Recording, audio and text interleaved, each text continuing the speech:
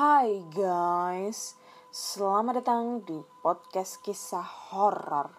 Au.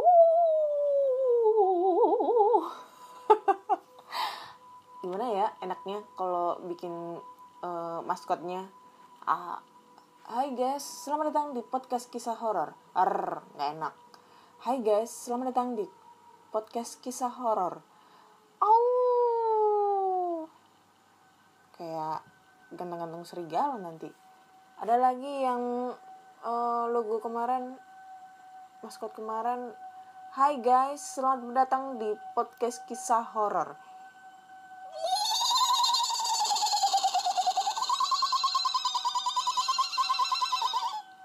Dah, segitu aja. Oke, menurut kalian yang bagus yang mana ya?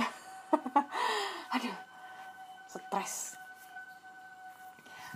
Oke, masih bersama dengan saya Ana di sini dan hari ini hari Senin, tanggal 15 Juni 2020 jam 1 dini hari. Ya, seperti biasa aku akan membacakan cerita-cerita horor email berhantu yang sudah dikirim teman-teman melalui podcast kisah horor@gmail.com ataupun di DM Instagram Ana Olive atau DM Instagram podcast kisah horor.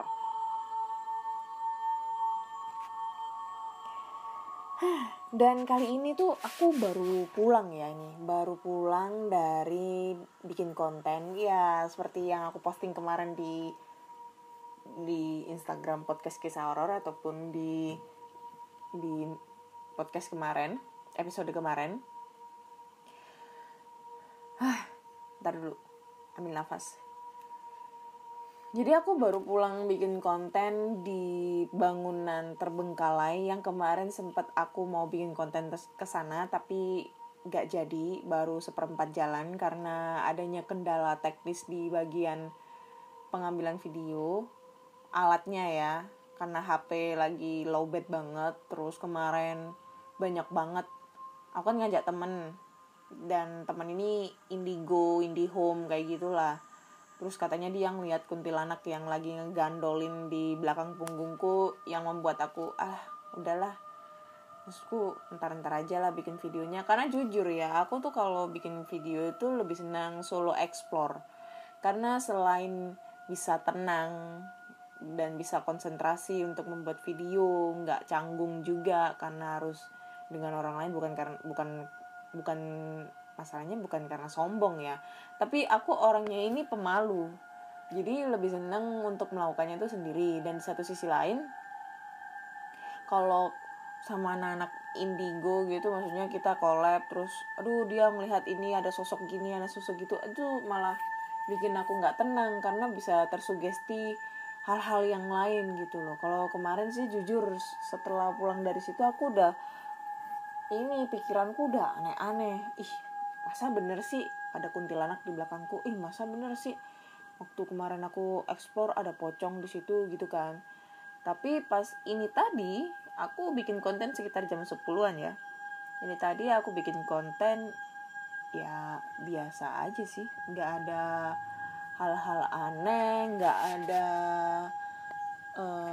sesuatu penampakan ya, mungkin karena aku nggak bisa lihat ya. Dan juga aku juga nggak ngerasa merinding. Ya merinding sih pasti ada ya, tapi di area-area tertentu aja sih ya. Tapi ya nggak seheboh kayak gitu sih. Selain di Mardiwaluyo. Itu yang membuat aku merinding disco guys. Aduh, masih aja batuk. Oke, terima kasih buat teman-teman semua yang sudah setia banget ngedengerin podcast kisah horor. Ya nggak tahu menurut kalian nih podcast ini enak nggak buat didengerin, aku juga nggak tahu. Tapi ya sebenarnya ya apa ya, belibet kalau ngomong. Ya sebelumnya aku juga terima kasih udah teman-teman udah selalu ngedukung, selalu mensupport supaya aku jauh lebih baik ya, supaya podcastku jauh lebih baik lagi gitu.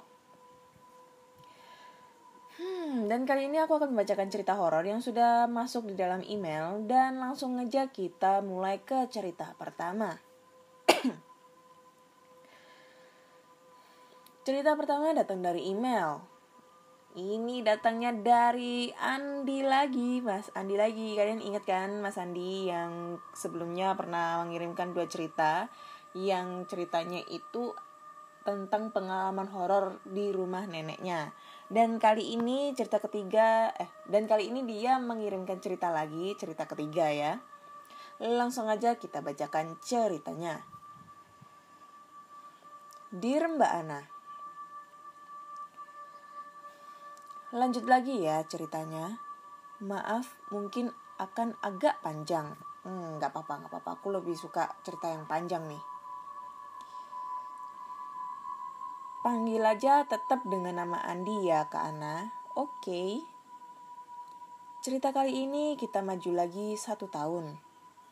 Lokasi masih di rumah nenek saya di Subang. Saat itu saya sudah kelas 1 SMP. Seperti biasa saat liburan saya ke tempat nenek. Kali ini lengkap dengan keluarga besar saya. Ibu, bapak, dan keempat kakak saya. Kakeknya ada 4 masaan. Kami menginap selama 4 hari 3 malam kali itu. Nah, mungkin masih ingat bagian belakang rumah nenek ada kebun yang sangat luas. Saya gambarkan dulu demografinya biar kebayang. Kebun dibagi 3. Paling depan ada saung untuk tukang kebun beristirahat.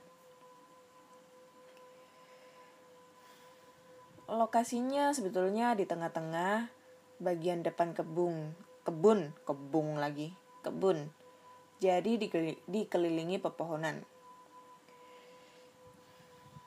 Varian vegetasinya adalah rambutan, pepaya, kelapa, dan nangka.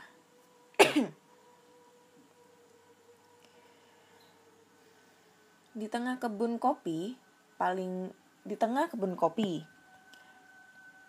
belakang kebun bambu. FBI, kami paling dilarang oleh nenek ke bagian paling belakang kebun bambu.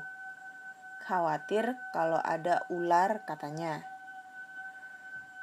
Dan memang banyak ular berbisa di kebun.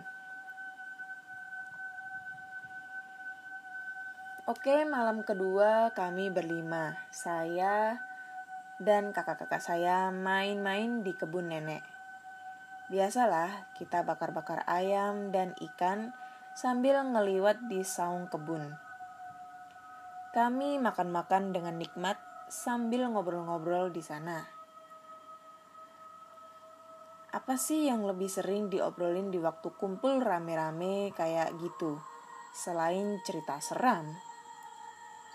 Nah, kita cerita-cerita seram deh. Dengan mana tadi? Termasuk juga saya ceritakan lagi kejadian-kejadian yang saya alami di rumah nenek sebelum-sebelumnya. Nah, semua kasih cerita. Akhirnya kakak saya yang kedua paling tua cerita kalau dia pernah main di bagian kebun paling belakang. Dia cerita di bagian belakang itu selain penuh dengan tanaman bambu, di situ ada sebuah kuburan yang katanya cerita tukang kebun adalah kuburan seorang jawara lokal waktu zaman penjajahan Jepang. Terus terang saya belum pernah lihat, karena memang sampai hari ini pun saya belum pernah masuk ke wilayah itu. Nah, kakak melanjutkan. Waktu dia main ke bagian belakang itu, dia memang lihat kuburannya. Tapi keburu kepergok sama tukang kebun. Jadi langsung ditarik menjauh dari situ, lalu dilaporkan ke nenek dan lanjut dimarahilah oleh nenek. Nah, lagi asik-asik kita saling dengar cerita, tiba-tiba pohon-pohon sekitar kita kayak ditiup angin kencang. Sampai berisik banget. Anehnya gak ada angin waktu itu. Soalnya api panggangan kita sama sekali nggak goyang. Hanya pohon-pohon saja yang goyang. Kita semua diam dan cuma lihat-lihatan. Feelingku sih kita semua sadar ada yang ganjil dan pasti kita semua takut. Setelah pohon-pohon geraknya sudah mulai melambat, lalu ada suara seperti orang-orang yang berbisik di sekeliling kita. Kayak orang banyak lagi bicara, tapi saling berbisik. Kita tetap diam di tempat sambil celingak-celinguk. Nggak lama dari situ ada suara cekikikan, tapi ramai banget. Dan posisinya seperti kita dikepung sama suara itu. Suara cekikikannya itu bukan seperti suara kuntilanak di film-film. Lebih ke suara terkekeh-kekeh, tapi multiply. Laki-laki dan perempuan suaranya, jadi gabung jadi satu ya.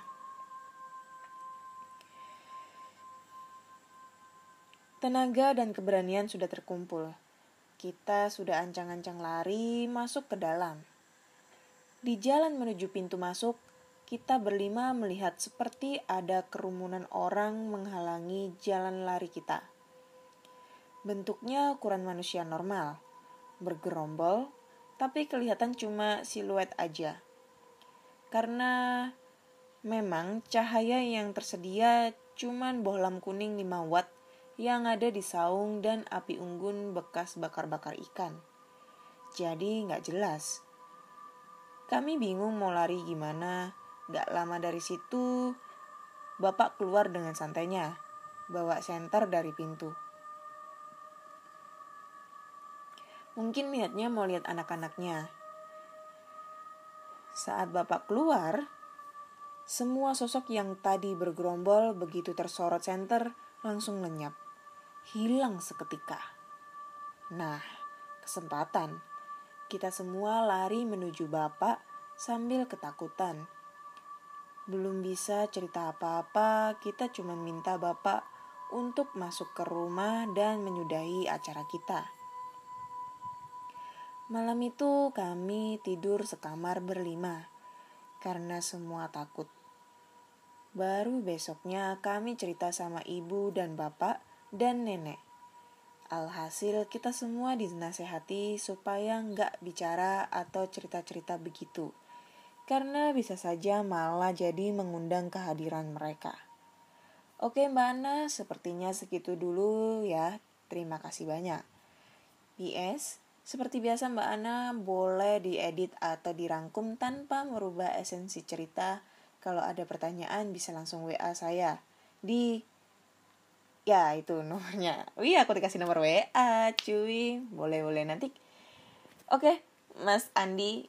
Nanti aku pasti hubungin Mas Andi. Dan kapan-kapan kita bisa collab. Kayaknya gak mau deh kalau Mas Andi video call.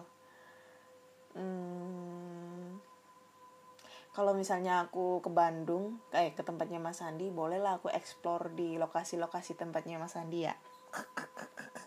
Oke, terima kasih ya Mas Andi buat ceritanya. Emang ini sih bener sih ya, bener banget. Aku tuh banyak banget ya cerita pengalaman horor ini ternyata sebenarnya. Tapi aku suka nggak menyadari itu gitu loh. Jadi memang bener sih ya. Kalau seandainya kita misalnya ya lagi kumpul-kumpul sama teman-teman gitu ya, lagi kumpul cerita-cerita. Dan kebetulan kita kumpulnya itu di area yang menurut kita itu horor banget. Ya, contoh kayak kebun, hotel yang mungkin pernah terjadi di hotel tersebut pernah terjadi sesuatu. Di rumah sakit atau di mana lah terserah kalian lah. Pokoknya di area-area yang memungkinkan ada si itunya. Tapi memang sih ya setiap bangunan itu walaupun di rumah kita sendiri itu pasti ada penunggunya. Tapi tergantung dari ini ya, dari auranya. Misalnya kalau di rumah yang kita tempatin ini auranya positif, yang menghuni di rumah ini juga tetap ikut positif. Tapi kalau udah rumahnya ini auranya negatif terus, yang ada di rumah tersebut, yang menunggu rumah tersebut juga ikut-ikutan negatif. Dan biasanya sih ya, kalau kita sering-sering cerita di tempat horor, di tempat angker, ataupun dimanapun itu berada, pasti itu bakal mengundang mereka. Karena tuh biasanya tuh mereka tuh kayak nimbrung gitu deh. Contoh kalau kalian cerita tentang kuntilanak gitu ya, pasti nanti ada hawa-hawa nggak enak gitu pas kita cerita itu. Karena apa?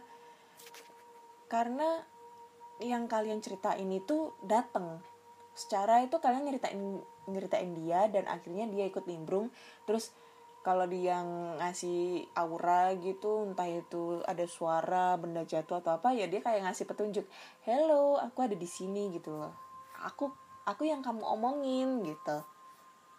Beneran, kalau kalian nggak percaya, coba deh kalian coba cerita-cerita horor di tempat angker, rasakan esensi ceritanya kayak gimana ya, esensi di ruangan tersebut itu kayak gimana. Beneran, gue nggak pernah bohong, karena aku pernah ngalamin kayak gini juga sama temen-temen gitu loh. Tapi yang ngerasain itu temen, bukan aku. Waktu itu dia dimimpiin gitu loh, cuma aku lupa ya ceritanya. Itu udah lama banget, udah puluhan tahun. Dan itu lokasinya ada di kos temanku dulu kan, waktu masih sekolah di Kediri itu. Oke, nanti aku save ya nomornya ya. Ini nomor apa ya? Ini bukan nomor HP ya. Nomor fax kali ya. Nggak tahu deh. Ya nggak apa-apa. Nanti aku WA ya Mas Andi ya. Terima kasih ceritanya. Next, kita langsung ke cerita berikutnya. Bentar dulu. Ini kok error. Nah, ke cerita berikutnya sambil nunggu ini ya. Laptopku agak error. Mungkin aku sambil cerita ya. Kemarin banyak banget yang protes ada di konten YouTube sama di DM. Karena kalau misalnya bikin cerita yang di podcast ataupun di YouTube, jangan yang agak serius dikit ngebacainnya supaya esensi horornya dapet. Ya mungkin aku kurang bisa serius ya mohon maaf, nanti pasti aku perbaiki lagi. Cuma emang aku orangnya gitu ya, suka ngebanyol, jadi kebawa aja sih ngebanyolnya. Tapi next aku akan belajar untuk jauh lebih serius dalam bercerita. Oke, kita lanjut aja ke cerita berikutnya. Cerita kedua datang dari email yang tidak mau disebutkan namanya sih. Halo podcast kisah horor. Langsung aja kita ke ceritanya. Cerita dimulai waktu zaman aku masih SD ya, sekitar kelas 4 sampai 5, aku agak lupa. Sekarang udah 29 tahun. Masih jomblo pula. Sama, aku juga masih jomblo. Ini cewek apa cowok sih? Umurku juga 29 tahun nih. Jomblo, alah promosi. Waktu itu malam Jumat, habis sholat isya di musola. Aku dan kawan-kawan main peta umpet. Maklumlah, mainan bocah zaman dulu kan belum ada PlayStation, apalagi Android, betul. Singkat cerita, kami bermain dengan asyiknya. Nah, giliran si Sony, nama samaran, yang jaga. Jadi aku dan ketiga temanku ngumpet. Gimana caranya agar kita nggak ketahuan si Sony? Aku pikir kalau kita ke kamar mandi tetangga, pasti nggak akan ketahuan. Soalnya tempatnya sepi dan gelap tanpa lampu. Sebelum masuk, memang sudah ada tanda sih. Dari udara yang dingin banget, nggak seperti biasanya. Terus bulannya kecil, jadi gelap banget deh pokoknya. Mungkin awal bulan kali ya, bulan gak segede tanggal 15. Nah, gambaran kamar mandinya seperti ini. Di sebelah barat rumah tetangga ada space sekitar 3x3 meter. Terus maju ada sumur. Di sekitar sumur ada tempat nyuci. Terus di belakangnya ada 2 kamar mandi. Langsung deh kita menuju ke lokasi persembunyian. Nah, di sini nih cerita horornya dimulai. Belum sampai ke kamar mandi, kita masih di space tadi. Kita dikagetkan oleh suara srek srek srek. Seperti orang menyikat baju kalau nyuci. Kuperhatikan ada sesosok hitam sedang jongkok menghadap sumur dan membelakangi kami. Aku awalnya biasa saja, malah kupikir itu Kang Surip yang lagi mencuci baju. Tapi apakah ada orang yang mencuci dengan keadaan gelap gulita tanpa penerangan sedikit pun? Hati mulai bertanya. Ku beranikan diri maju untuk memperjelas sosok itu, walaupun sebenarnya takut juga. Kang Surip, itu kamu ya? Dia gak ngejawab. Ku tanya sampai 3 kali, dia masih gak jawab. Dan akhirnya, ku sentuh di pahanya dengan tanganku, sambil bertanya pertanyaan yang sama. Buset, buset, sumpah, aku kaget banget pas mendapati bulu yang tebal dan lebat di pahanya. Sontak tanganku hempas kembali. Bersamaan itu, dia menoleh ke arahku dengan muka yang hitam, gelap, mata merah mengerikan sekali. Anjir lah, ini serem banget ini. Aduh, deket banget tuh jaraknya. Dan akhirnya tanpa pikir panjang, kita ambil langkah 1000 sambil teriak, "Weden!" Hantu bahasa Jawa Tengah. Weden. Ini bacanya gimana ya? Weden. Nggak tahu deh. Sesampainya di rumahku, ada ibuku dan temannya lagi ngobrol sehabis pengajian rutin malam Jumat. Ku ceritakanlah kejadian yang kita alami tadi. Bukannya kasihan anaknya ketakutan, lari ngos-ngosan, malah diomelin habis-habisan. Kata ibu, malam Jumat gak boleh main banyak candi olo, istilah semacam sesuatu yang gak baik. Thanks Kak Ana untuk cerita kali ini udah dibacakan. Oke, terima kasih juga buat kakaknya. Weden itu apa ya? Coba sih aku search dulu di Google. Weden, mana sih Google ini?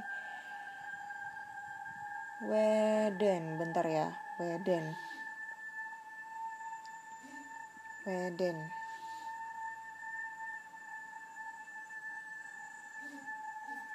Adanya wedang jahe malahan. Setan Weden. Kok gak ada sih? Setan Weden. Kalau Weden itu takut, wedi. Ini adanya wedon, bukan Weden.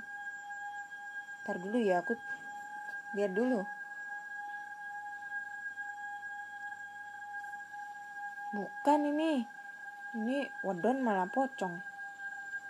Apa sih Weden itu?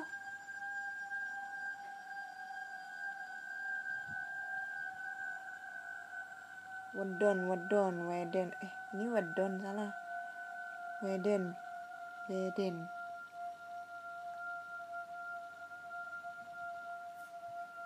Ya aku nggak tahu ya ini Weden itu apa. Mungkin kayak kalau dari gambaran ceritanya berbulu hitam lebat, terus mata merah kayak semacam genderuwo tapi nggak gede badannya, seukuran manusia kayaknya gitu ya. Grandong kayak grandong mungkin ya. Kalian tahu Grandong yang ini nggak? Di filmnya Mak Lampir itu kan juga berbulu, lebat, mata merah, ada taringnya, cuma ukurannya kayak manusia. Beda sama genderuwo ya, genderuwo tuh gede banget gitu kan. Ini mungkin kayak Grandong gitu ya. Aku nggak tahu sih Weden itu apa. Mungkin kalau kalian tahu kalian bisa langsung aja ke DM atau email kali ya. Ini serem banget ini sumpah. Kita colek orangnya, dicolek pahanya, terus dia ngerasa ada bulu lebat banget, habis itu noleh, ngelihat mukanya serem, matanya merah bersinar. Deket loh itu jaraknya. Dan emang ya kalau di desa itu emang kamar mandinya itu biasanya di luar guys, kalau yang masih di pelosok loh ya. Soalnya di daerah rumahku, di daerah Nganjuk, Jawa Timur itu, zaman dulu itu kamar mandinya masih di luar. Masih di luar banget lah zaman dulu itu. Kalau sekarang kan udah di dalam semua ya, di dalam rumah. Kalau zaman dulu tuh di luar dan di samping sumur. Kayak gitu. Jadi di sumur, sebelahnya itu kamar mandi. Terus kalau tempat untuk BAB, itu lokasinya beda sendiri guys. Itu lokasinya jauh dari kamar mandi kita. Soalnya biasanya tempat untuk BAB itu WC-nya itu untuk banyak orang, kayak model jamban gitu, tapi bukan jamban sih guys. Ada yang jamban, ada yang biasa, jadi bentuknya itu kalian tahu kayak kamar mandi sepetak tapi nggak ada atapnya, jadi cuma ditutupin sama ini aja sih ya, semen gitu, dinding semen tapi nggak ada atapnya. Jadi kalau kita berdiri itu sedada lah. Terus WC-nya ini bukan dari WC keramik itu, bukan, tapi mereka bikin sendiri dari semen gitu. Semen dilubangi terus ada salurannya. Itu jauh dari rumah gitu.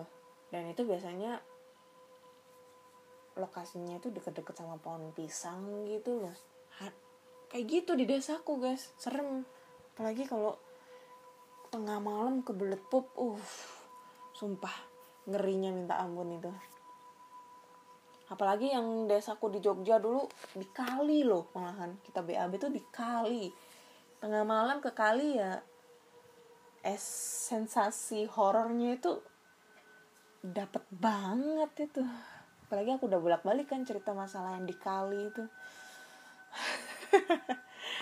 Oke, terima kasih ya Kak untuk ceritanya. Aduh, nggak mau disebutin namanya sih. Aku kasih nama siapa ya? Budi.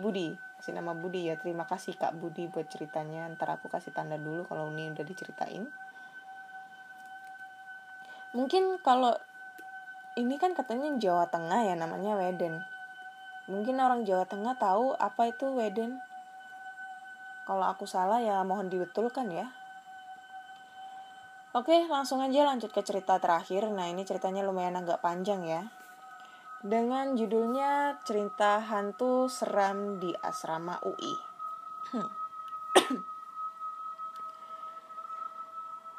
Kampus UI yang terletak di Depok menyimpan berbagai cerita menyeramkan. Tidak terkecuali asrama yang mulai diperluas tahun 99 dulu. Dari tempat situ juga banyak beredar cerita-cerita seram di lingkungan kampus. Nah, cerita ini diambil dari salah satu mahasiswi UI yang bernama Zeni, yang pernah tinggal di asrama tersebut. Berikut ini merupakan kisahnya yang dituturkan langsung. Jadi dia kayak nginterview temennya ya. Saya sempat tinggal di blok C, lantai 3, kamar nomor 20. Menurut anak-anak di UI, blok C lantai 1 merupakan tempat paling angker. Tetapi saya tidak terlalu ambil pusing. Sekedar info, blok C hanya diperuntukkan mahasiswi saja. Saat itu merupakan tahun pertama perkuliahan saya. Saat itu pukul 5.30 pagi. Saya baru kembali ke kamar. Namun ada yang aneh dengan kasur saya. Sepertinya ada bercak basah yang cukup besar di kasur. Saya cek ke sana kemari, tidak menemukan tanda-tanda ada yang bocor atau air yang merembes. Jadi bagaimana kasur saya bisa basah? Itu masih misterius.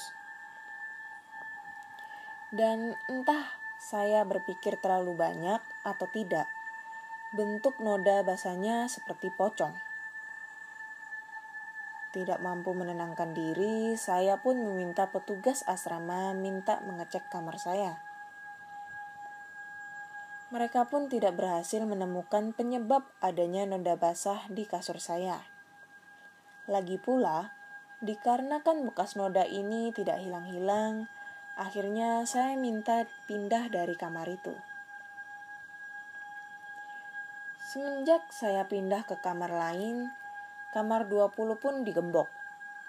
Saya menduga sebenarnya mereka mengetahui ada sesuatu yang tidak beres. Belakangan saya mendengar cerita dari teman lain mengenai kamar 20 ini. Jadi ceritanya begini. Kebetulan ada anak yang tinggal bersebelahan dengan kamar 20 ini. Jadi setiap kali keluar dia sering melewati depan kamar 20.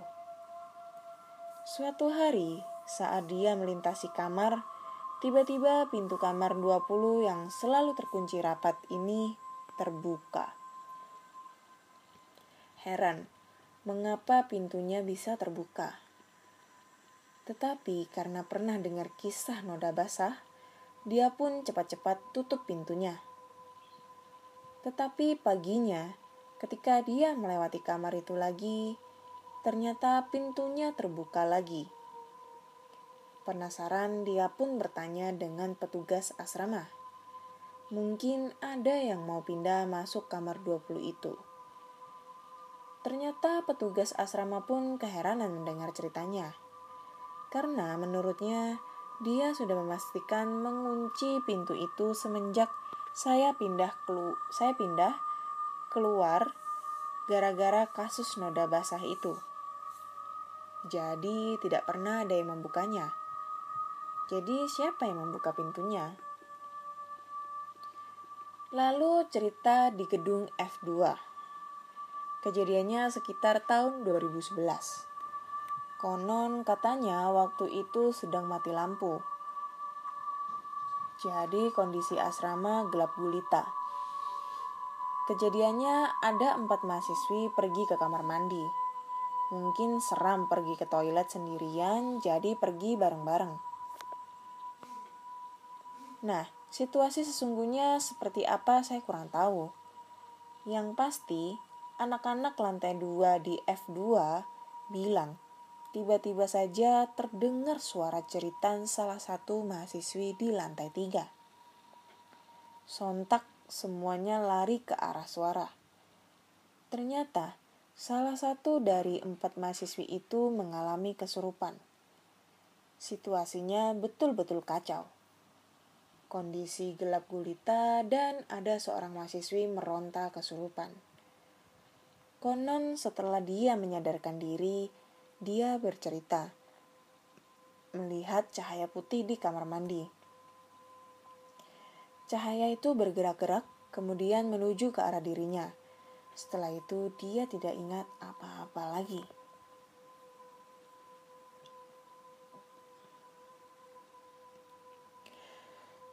Kampus UI ya. Aku tuh udah sering denger ya dari cerita-cerita di YouTube, dari cerita-cerita podcast tentang keangkeran kampus UI ini. Dan katanya sih emang horor gitu ya. Kampus UI ini aku juga nggak tahu ya, aku nggak pernah kesana dan aku nggak kuliah di sana. Mungkin teman-teman yang pernah kuliah di sana ada cerita horor tersendiri tentang kemistisan di kampus tersebut. Kalian bisa langsung aja share cerita kalian di podcastkisahhoror@gmail.com ataupun di DM Instagram podcast kisah horor atau DM Instagram Ana Olive. Dan bolak-balik yang pernah aku ngomongin, emang ya lokasi kampus itu yang sangat serem. Apalagi katanya UI itu besar banget, luas banget. Kalau aku bisa bayangin sih luasnya kayak di ITS ya. Kalau di Surabaya itu di ITS itu luas banget ya. Luas banget. Ada danau, ada apa, luas banget lah. Mungkin kalau di UI kayak gitu ya bentukannya. Aku juga nggak tahu. Tapi kalau keangkeran di kampus ITS, aku belum pernah dengar. Tapi kalau di UNER, aku pernah dengar khususnya di Fakultas Kedokteran. Tapi aku nggak tahu ya untuk cerita detailnya kayak gimana. Mungkin ada pendengar semua podcast kisah horor yang kuliah di sana. Wih, kalian bisa langsung aja share cerita kalian di podcastkisahhoror@gmail.com. Udah 3 cerita yang udah aku bacain. Dan cerita ketiga-tiganya menurutku creepy banget. Ini yang the best banget ketiga-tiganya ini. Dengan yang pertama cerita dari Mas Andi yang the best. Yang kedua cerita No Name yang menurutku juga the best banget tentang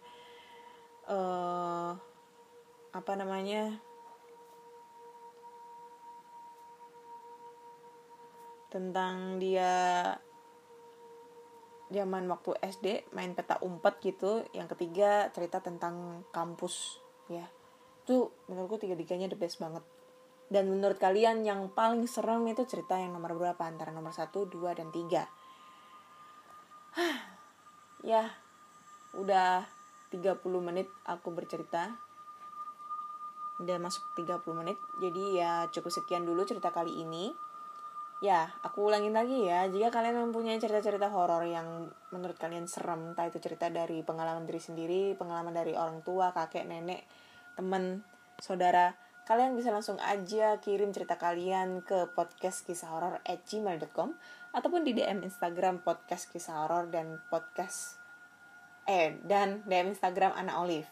Dan jika kalian ingin mendengarkan cerita horor lainnya, kalian atau video-video explore di tempat-tempat terbengkalai, kalian bisa langsung aja mampir ke channel aku namanya Ana Olive. Jangan lupa subscribe, like, komen, dan share. Dan dukungan dari kalian adalah salah satu motivasi aku untuk membuat konten-konten yang jauh lebih nyeremin lagi. Karena aku mulai sekarang udah mulai aktif bikin konten explore lagi ya, walaupun masih di sekitaran Surabaya. Lalu jangan lupa kalian podcast kisah horor ini udah eksklusif di Spotify, Google Podcast, Anchor ataupun Apple Podcast. Jangan lupa follow untuk selalu update tentang cerita-cerita horor terbaru.